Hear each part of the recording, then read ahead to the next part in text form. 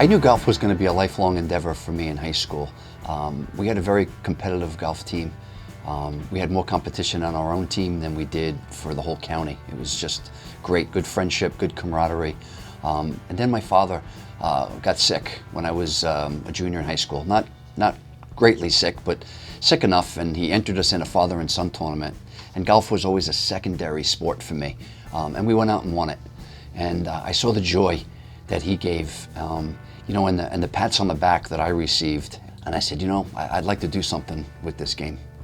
So the next step that became known to me to continue this, I decided to play a little college golf. Didn't know until the midsummer, entered a few tournaments. I played pretty well. A couple colleges looked at me and I went away to play some college golf.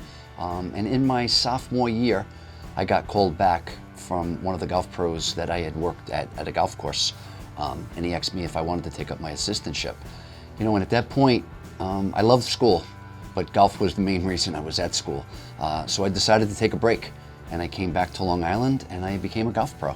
And I can remember as a kid before I went to college that it was the golf pro that was here at Pine Hills that gave me the PGA manual and said, I think you'd make a good golf professional. I'm going to leave you my books.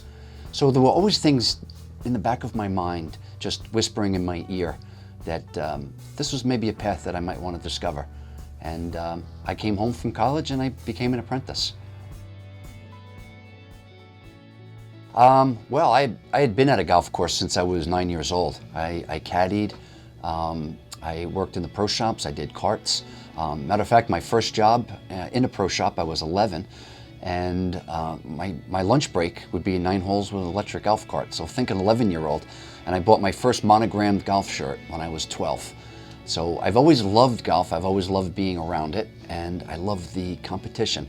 And my dad taught me at a very early age how to compete and just how to be a gentleman and all the etiquette that was involved in it. And I really enjoyed that part of it. To this day, my dad, who I lost several years ago, has always been my idol in golf. And when I started getting pretty good around the age of 12 or 13, my dad couldn't wait to go out and get me my first set of golf clubs. And I made him a deal. All I wanted was my dad's clubs, and I wanted my dad to get the new set. And my dad played a little bit, and I was caddying for him. And at that point, I would rather caddy for him than I would play. So anything with my dad's equipment was definitely going to best suit me than just going out and getting something new. So I can remember the year, it was 1976, and it was a set of Wilson staffs that my dad had, and I still have them to this day. When I was 13, many years ago, there wasn't golf fittings, there wasn't club fittings, there wasn't the lessons that there are today, there wasn't computer programs and video programs that could enhance your game and make the best out of something. For a while I was dead set against it, the way my dad raised me as a, quote, traditionalist in the game. But today in the business world with golf, it's a far more fascinating game where it's brought many more people, athletic and non-athletic, to be able to enjoy this great game we have. And the golf equipment being fit the right way will certainly enhance. And it won't bring you to another level, but it can make that average recreational player be a little marginally better, where he can better enjoy the game.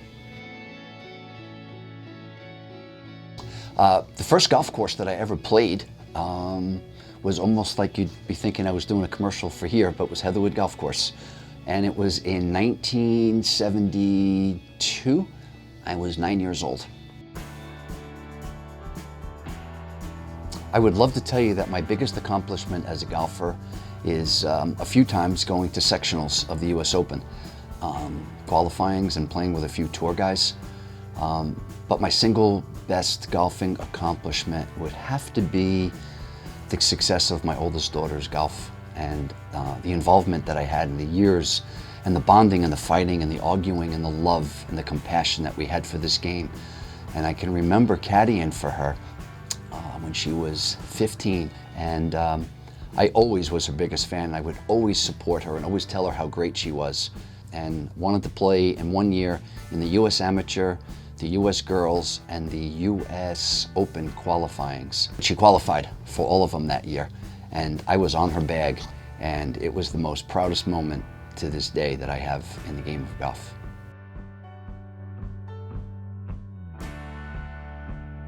My dad was tremendously impactful on me with the game of golf, to the point where a guy like Tom Watson, who's one of the greatest of all time, his nickname was Bubba, and in high school that's what my dad always called me. My dad always thought more of my golf game than I always thought of my golf game, and he just wasn't a dad, he just wasn't a friend. He thought something of me that, you know, I probably could have gone further with my game. And I always wanted the white picket fence and the 2-car garage in the family, and you know, that touring life is pretty tough, that I would have much rather, and I was given a great opportunity to run a great facility, which is right here at Pine Hills over 35 years ago. But to this day, I will never ever stop thanking my dad for what he did in this game of golf for me. Some of the history here at Pine Hills, which is a great question because it brings back a lot of memories and history for me that, you know, when you're here so long every day is exciting. Every day you never know what you're going to face, and it's probably what I love most about here. But we've gone from a par 71 golf course to a 73, back to a 72, back to a 73. And the reasons I say things like that is we never sit still here at Pine Hills. You know, we tend to, you know, to try to move forward, to try to always stay competitive, to stay ahead of the market, not equal to the market. And I think we're blessed here with everything that we have, with the great practice facilities, and just second to none. Matter of fact, I don't know any other golf course on the island that can offer what we have. So we've changed some interesting par 3s to 4s, 4s into 5s, 5s into 4. And these went with great strides of studying, pace of play, enjoyment, you know, and as an older pro now, I can look back years and years ago how, you know, again, as a golf pro, that ego gets in your mind where you want the golf course to be defended, you want it to be tough, and you realize that this golf course, these golf courses all over, are made for recreational pleasure, made for people who work every day, that this is what they do for enjoyment. So we've tried to make changes that accommodated to most people. Now, can't accommodate everybody, but I find that most of the adjustments that we made, the expenses that were brought out on the golf course, were made just for the betterment of play. One, visit our website. There's been a tremendous amount of work done, both in our internal office as well as some of the staff here. Always making improvements, the layovers of the holes. We have what we call our professional tips on how to play the holes. We have some videos on there for golfers to just work on their short game, work on wind play. We try to be as golfer friendly here. We try to be as proactive as we possibly can to make your playing experience really, really good.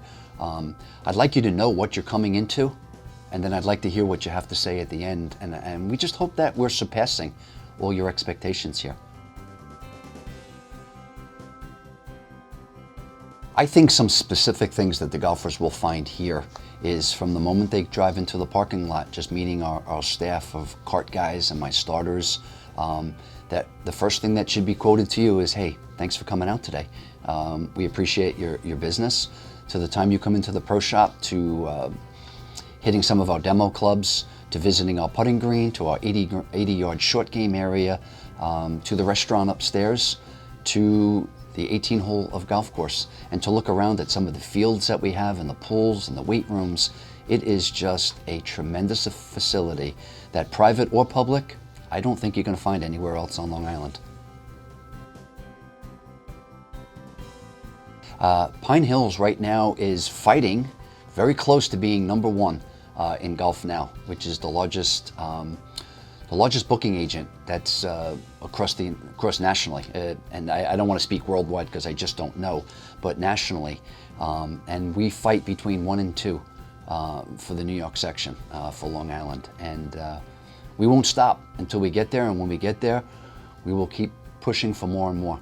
And that's probably the greatest thing working for this golf course and this company, that we just don't sit still. We don't rest on anything. And we want your experience here at Pine Hills to be talked about in a positive way.